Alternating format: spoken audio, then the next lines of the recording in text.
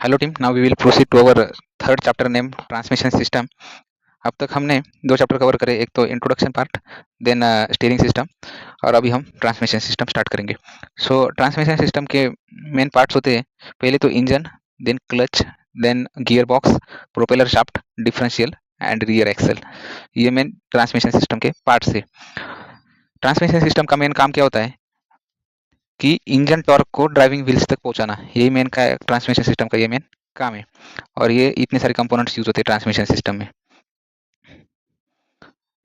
इसमें थ्योरी के लिए मैंने लिखा है फंक्शन ऑफ ट्रांसमिशन सिस्टम। पहला, it disconnects engine from driving wheel, then it connects the driving wheel to the engine when required. Torque output change कर सकते हैं हम, और पावर 90 डिग्री ट्रांसमिट कर सकते क्या करते। देन ड्राइव ट्रेन्स के अलग अलग टाइप्स है। पहला है rear wheel drive, then front wheel drive, then all wheel drive, then 4x4। So rear wheel drive में क्या होता है, इंजन आगे लगा होता है और प्रोपेलर शाफ्ट की हेल्प से हम पावर डिफरेंशियल और रियर टायर्स में, डिफरेंशियल के थ्रू रियर टायर्स में ट्रांसमिट करते हैं। फ्रंट व्हील ड्राइव में इंजन और पावर एक ही व्हील के साइड में होती है, फ्रंट व्हील के साइड में, इंजन भी फ्रंट में और पावर भी फ्रंट व्हील्स में। देन ऑल व्हील ड्राइव में इलेक्ट्रॉनिकली हम पावर को डिस्ट्रीब्यूट करते हैं चारों व्हील्स के अक्रॉस। 4x4 में हम ट्रांसफर केस का यूज करके पावर को चारों व्हील्स में डिस्ट्रीब्यूट करते हैं। और 4x4 में भी अलग दो टाइप्स आते हैं। एक तो है पार्ट टाइम 4 व्हील ड्राइव और एक है full time 4 wheel drive. Part time 4 wheel drive में सेंटर डिफरेंशियल नहीं होता। सेंटर डिफरेंशियल का काम क्या होता है, जैसे ये वाला डिफरेंशियल है, सपोज इस वाले डिफरेंशियल का काम क्या होगा कि ये वाली व्हील और ये वाली व्हील, ये दोनों के बीच में स्पीड डिफरेंस को अलाउ करना।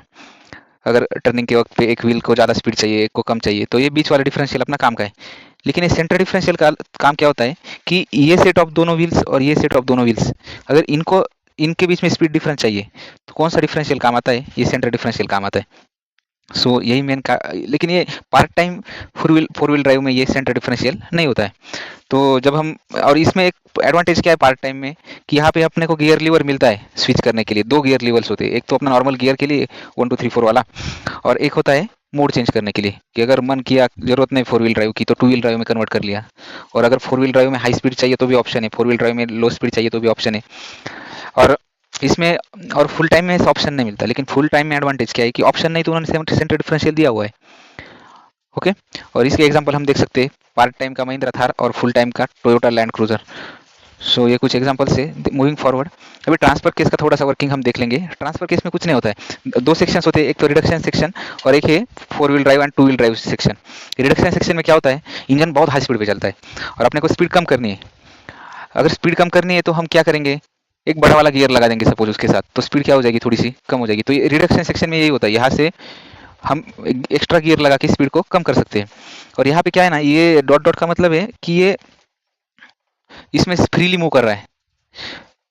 ये वाले डॉट डॉट का भी मतलब क्या है कि ये इसमें फ्रीली मूव कर रहा है। और ये शिफ्टर का मतलब क्या है, जब इसमें शिफ्टर अटैच हो जाएगा तब ये शिफ्टर शिफ्टर तो इसके साथ ही मूव कर रहा है, ये भी शिफ्टर इसके साथ मूव कर रहा है। जब ये शिफ्टर इसको अटैच हो जाएगा तब ये शिफ्टर खुद के साथ ये वाले गियर को भी लेके घूमेगा। तो यही शिफ्टर का काम है। इस वाले केस में भी वही होगा, जब शिफ्टर अटैच होगा तो शिफ्टर खुद के साथ लेके घूमेगा इसको। शिफ्टर तो ऑलवेज घूम रहा है शाफ्ट शाफ्ट के साथ। लेकिन ये क्या है, ये अपना स्लाइडिंग बेरिंग है, स्लाइडिंग बेरिंग। ओके। तो इसमें देखते हैं अपन, पहले तो न्यूट्रल वाली केस है ये वाली। देन 2H मतलब 2 wheel drive high speed mode. और हाई स्पीड मोड में क्या होगा, डायरेक्ट इंजन कनेक्ट रहेगा शाफ्ट के साथ। और 2 व्हील ड्राइव मतलब क्या होगा कि ये जो अपना 2 व्हील और 4 व्हील का सेक्शन है, इसमें ये शिफ्टर इंगेज ही नहीं रहेगा। तो ये कौन सी मोड में रहेगा, सिर्फ 2 व्हील ड्राइव मोड में। ओके। देन देन उसके बाद है 4 लो। 4 लो का मतलब क्या होगा कि 4 व्हील ड्राइव, ये वाला सेक्शन तो इंगेज रहेगा उस इस वाले केस में 4 व्हील ड्राइव में। और लो स्पीड मतलब ये नीचे वाली पाथ से फ्लो करेगा, अपना पावर नीचे वाली पाथ से फ्लो करेगा। देन 4H मतलब क्या होगा कि 4 व्हील ड्राइव में तो ये इंगेज रहेगा ही रहेगा। और एच मतलब डायरेक्ट कनेक्शन। उसके बाद एक क्लच। क्लच का मेन काम क्या होता है कि टॉर्क को ट्रांसमिट करना, देन ग्रेजुअली इंगेज करना। क्लच का काम क्या है, स्पीड इक्वल करके इंगेज करना। Then heat dissipation, dynamic balancing, vibration damping, क्योंकि बीच में गैप आ जाता है ना, तो वाइब्रेशन बीच में कट हो जाते हैं जब गियर अपन डालते हैं वगैरह। तो देन और एक फंक्शन क्या है क्लच का, क्लच छोटा होना चाहिए, नहीं तो पता चला कि गियर बॉक्स की साइज भी बढ़ जाएगी। क्लच हम कब यूज़ करते हैं, जब अपने को गाड़ी को स्टार्ट करना है इनिशियली फर्स्ट गियर में, देन गियर डालते वक्त, देन गाड़ी को रोकना है तो हम क्लच दबा के ब्रेक दबाते हैं, तो ये क्लच का काम है। और क्लच नॉर्मली जब अनप्रेस्ड रहता है तब वो इंगेज कंडीशन में रहता है, और जब क्लच को हम प्रेस करते हैं तब उसको डिसंगेज करते हैं। क्यों प्रेस करते हैं क्लच को? क्योंकि पावर को कट करके अपने को गियर चेंज करना है, इसलिए हम क्लच दबाते हैं। अभी इसमें यहाँ पे हमने क्लच का वर्किंग दिखाया मैंने। ये आसान है, क्लच का वर्किंग कुछ इतना होता नहीं है। प्रेशर प्लेट होती है एक, जिसे हम प्रेशर लगाते क्लच डिसएंगेज हो जाता है। देन क्लच डिजाइनिंग की दो थ्योरी है, कांस्टेंट प्रेशर थ्योरी और एक है constant wear theory. Wear theory पुराने क्लच को लगाते हैं और प्रेशर थ्योरी नए क्लच को लगाते हैं। देन क्लच एक्चुएशन के अलग अलग मैकेनिज्म है, कि क्योंकि हम ट्रक में वगैरह क्लच नहीं दबा सकते इतना मैकेनिकल क्लच इजीली, तो हमें अपने एफर्ट्स को कम करने के लिए कुछ मैकेनिज्म लगाने पड़ेंगे। तो उसमें क्या है, अलग अलग hydraulic, pneumatic, clutch by wire, cable, mechanical. Mechanical तो ड्राइवर का एक फुट एफर्ट ही ट्रांसमिट होता है, लेकिन जैसे ही हम अलग अलग टेक्नोलॉजी की ओर बढ़ते हैं तो हम अपना काम आसान कर सकते हैं। देन उसके बाद ही क्लच के टाइप्स, एक होता है friction clutch, then centrifugal clutch, semi centrifugal, conical, then positive dog clutch, hydraulic, electromagnetic, vacuum और फ्री व्हील क्लच। तो अभी हम एक एक टाइप को सिंपल एकदम उसका एग्जांपल डायग्राम देखेंगे, डायग्राम देखते क्लियर हो जाएगा, मोस्टली जरूरत भी नहीं पड़ेगी एक्सप्लेनेशन की। तो फर्स्ट है single plate clutch. Single plate में क्या होगा कि एक फ्रिक्शन प्लेट होगी, एक फ्रिक्शन प्लेट इधर फ्लाईव्हील को, ये क्या है अपना फ्लाईव्हील, एक फ्रिक्शन प्लेट फ्लाईव्हील को लगी होगी और एक फ्रिक्शन प्लेट यहाँ पे होगी। तो जैसे ही दोनों प्लेट कांटेक्ट में आएगी, मोशन क्या हो जाएगा, ट्रांसमिट हो जाएगा, या फिर जैसे ही दोनों प्लेट सेपरेट हो जाएगी तो मोशन डिसकंटिन्यू, पावर डिसकंटिन्यू हो जाएगी। तो उसमें अगर ज़्यादा पावर चाहिए तो मल्टी प्लेट यूज़ करते हैं, और कम पावर अगर ट्रांसमिट करनी है तो सिंगल प्लेट यूज़ करेंगे। कौन क्लच में सिमिलर कंसेप्ट, सिर्फ यहाँ पे एक कोनिकल, यहाँ पे स्लैंटेड फेस पे फ्रिक्शन सरफेस रहेगा, और उसमें कुछ इतना ज़्यादा डिफरेंस है नहीं। सेंट्रीफ्यूगल का मतलब क्या होता है कि इसमें पर्टिकुलर स्पीड होने, हिट होने के बाद सेंट्रीफ्यूगल फोर्स बढ़ जाएगा। तो जैसे ही सेंट्रीफ्यूगल फोर्स बढ़ेगा, तब ये जो उन्होंने यहाँ पे अलग अलग फ्रिक्शन सरफेसेस हैंग किए, वो फ्रिक्शन सरफेसेस कनेक्ट हो जाएंगे और अपना पावर ट्रांसमिट होना शुरू हो जाएगा। सेमी सेंट्रीफ्यूगल में दोनों भी ऑप्शन है, एक तो अपना स्पीड हिट होने के कारण भी होता है, नहीं तो अपन खुद से भी अप्लाई कर सकते हैं। यहाँ पे डायफ्रागम क्लच में क्या होता है कि ये स्प्रिंग थोड़ी सी मस्त वाली स्प्रिंग है। इसमें क्या होगा, जैसे बीच में फोर्स लगाते तब ये ऊपर से बाहर आ जाता है, तो ये थोड़ी सी नॉर्मल स्प्रिंग से थोड़ा हटके वाली स्प्रिंग है, अच्छी वाली स्प्रिंग। देन पॉजिटिव क्लच, इसमें पावर लॉस नहीं होता। डायग्राम देख के पता चल रहा है। इसमें भी क्या है कि diaphragm spring is used instead of compression spring. Diaphragm string is designed such that if we apply axial force at center, outer surface expands and expands in opposite direction. यही है, मोस्टली नाम पढ़ के ही अंदाजा लग जाता है। अभी ये क्या है, ये अलग टाइप का क्लच नहीं है, ये सिर्फ अपने एफर्ट्स को कम करने का एक मेथड है। देन इलेक्ट्रोमैग्नेटिक, ये अलग टाइप का क्लच है, जैसे यहाँ पे हम मैग्नेटिक फील्ड जनरेट करते हैं तब ये पावर ट्रांसमिट करना शुरू कर देता है। वैक्यूम क्लच, ये भी सिर्फ अपने एफर्ट्स कम करने की मेथोडोलॉजी है, ये कोई अलग क्लच टाइप नहीं। देन ओवर रनिंग क्लच, ये देख सकते हैं अपन इसमें, जैसे यहाँ इसके एग्जांपल सिंपल अपने किक है, बाइक की किक, या फिर जो जनरेटर होते हैं उनका स्टार्टर। स्टार्टर पुराने जनरेटर में जो स्टार्टिंग व्हील होता है ना, तो वो भी एक ओवर रनिंग क्लच ही है ना। गियर बॉक्स, अभी व्हीकल गियर बॉक्स देखते हैं अपन। गियर बॉक्स में अभी तो ये बेसिक फंडा है गियर बॉक्स कैसे चलता है, और उसके बाद हम टाइप्स देखेंगे गियर बॉक्स के। एक सेकंड, एक सेकंड। अभी गियर बॉक्स में क्या होता है ना कि ये बेसिक फंडा, एक तो गियर रेशो मतलब क्या कि जो इंजन की स्पीड है वो, और आउटपुट शाफ्ट पे कितना स्पीड आ रही है उसका रेशो।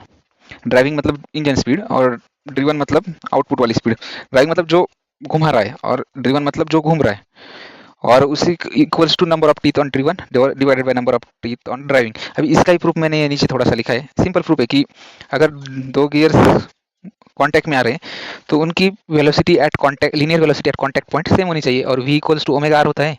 तो अगर दोनों v को इक्वल करें तो omega one R one equals to omega two R two, और दोनों का रेशो अगर R one by R two ले, तो फिर यहाँ पे क्योंकि रेडियस और टीथ तो प्रोपोर्शनल होते हैं ना, तो उसके कारण हम यहाँ पे ये रेशो ला सकते हैं, ये जो यहाँ पे लिखा है वो वाला रेशो। देन दूसरा क्या होता है कि पावर ट्रांसमिटेड, दो शाफ्ट अगर कनेक्टेड है गियर के थ्रू, तो पावर ट्रांसमिटेड तो सेम होगा, पावर लॉस तो हो नहीं रहा। ये अगर एक गियर है, ये दूसरा गियर है, तो सेम पावर ट्रांसमिट हो रहा ना।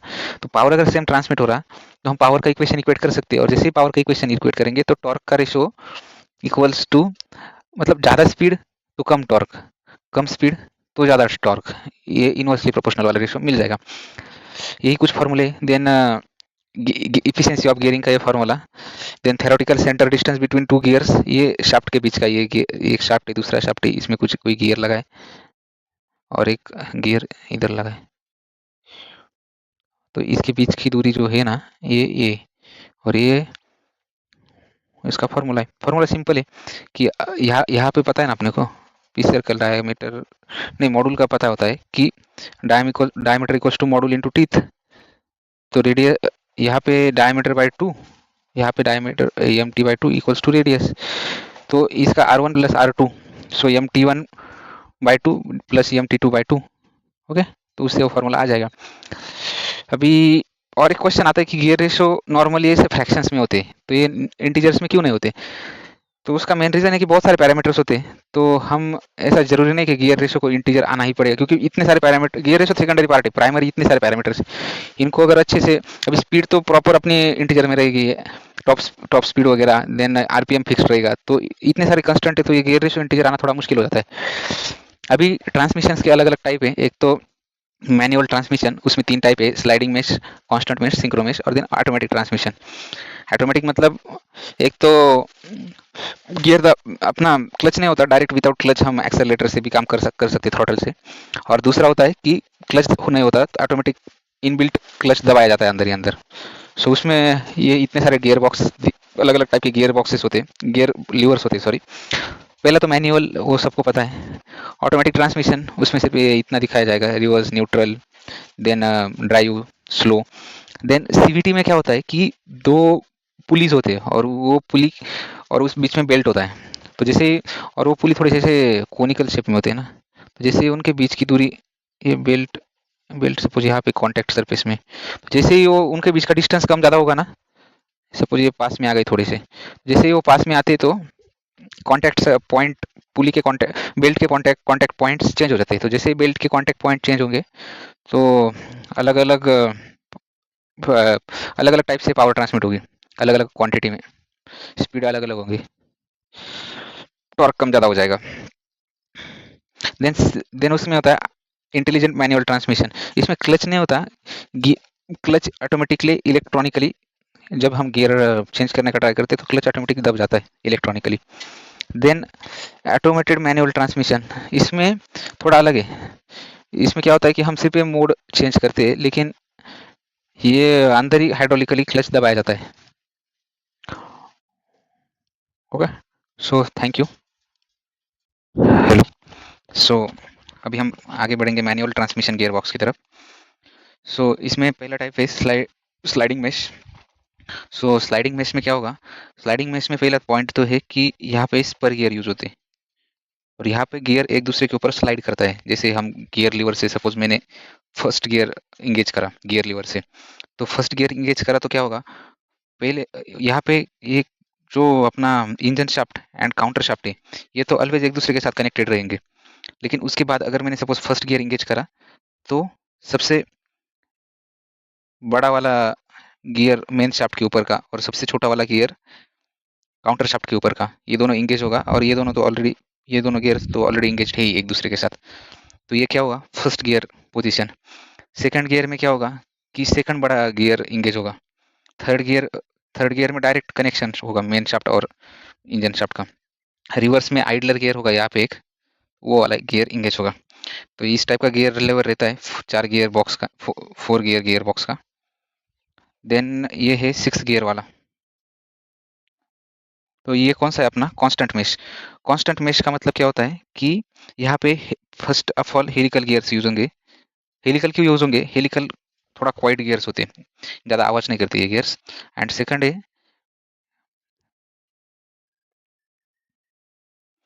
हेलिकल गियर्स थोड़ा क्वाइट होते हैं। एंड कांस्टेंट मेश का मतलब होता है कि ये स्लाइड वगैरह नहीं होंगे, ये ऑलवेज इंगेज ही रहेंगे। सिर्फ इसमें एक डॉग क्लच नाम का कंसेप्ट होता है, ये जो डॉग क्लच है ना, ये डॉग क्लच इंगेज डिसंगेज होगा। यही एक डिफरेंस है स्लाइडिंग मेश और कांस्टेंट मेश में।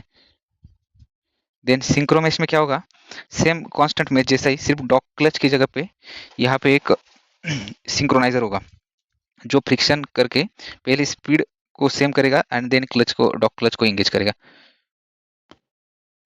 डॉग क्लच का सिंपल मतलब होता है, ये इनिशियली फ्री रोटेट करते रहता है जब तक उसको एंगेज ना किया जाए। अब ये ऑटोमेटिक ट्रांसमिशन, ऑटोमेटिक में एक तो है सीवीटी एंड दूसरा है ऑटोमेटिक मैनुअल ट्रांसमिशन। सीवीटी में क्या होता है, दो पुलीज होती है और ये पुली का डिस्टेंस कम ज़्यादा जैसे होता है तो ये बेल्ट का कांटेक्ट सरफेस का ऊपर नीचे हो जाता है ना, जैसे ही कांटेक्ट सरफेस ऊपर नीचे होगा तो स्पीड कम ज़्यादा होगी। ओके, तो उसके कारण हम वेरिएबल स्पीड, यहाँ पे इनफाइनाइट स्पीड से हम ले सकते हैं। ये थ्रॉटल के ऊपर रहता है ना, तो जितना थ्रॉटल दिया उतनी स्पीड। और एक होता है planetary gear automatic transmission, CVT के जैसे ही है। सिर्फ इसमें क्या होता है कि अगर सपोज अपन ने इस गियर को स्टॉप कर दिया और ये इनको घुमाया तो अपने को अलग रेशो मिलेगा, या फिर इसको स्टॉप कर दिया ये दोनों को घुमाएगा तो अलग रेशो मिलेगा। तो ऐसे ही हम स्मॉल एरिया में ही ज़्यादा मेनी स्पीड रेशोज ले सकते हैं। स्पीड रेशो मतलब इनपुट एंड आउटपुट का। देन उसके बाद है अपना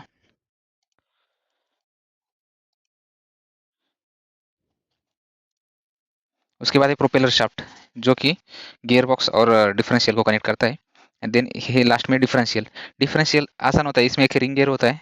डिफरेंशियल का मेन काम क्या होता है, एक 90 डिग्री मोशन को ट्रांसमिट करना, और दूसरा होता है कि वेरिएबल स्पीड डिफरेंट दोनों टायर्स के बीच में अलग अलग, यहाँ पे एक टायर होगा और यहाँ पे एक टायर होगा ना, दोनों की स्पीड अलग अलग भी होगी तो डिफरेंशियल उसको अलाउ करता है। कैसे अलाउ करता है, इनकेस ये टायर ज़्यादा भी घूम गया तो ये वाला गियर घूमेगा ये दोनों के अबाउट, लेकिन एक्सल ब्रेक नहीं होगा, तो वो अपने लिए एक एडवांटेज बन जाता है। अगर ये भी ज़्यादा घूम गया तो ये साइड गियर घूमेगा, साइड गियर ने डिफरेंशियल पिनियन गियर घूमेगा, तो कुछ एक्सेल को कुछ डैमेज नहीं होगा। तो यही डिफरेंशियल का इतना कुछ हार्ड नहीं मैकेनिज्म, इजीली हम यहाँ पे देख सकते हैं। सो इतना था, अभी इसके न्यूमेरिकल में नेक्स्ट वीडियो में लूंगा। Okay, thank you.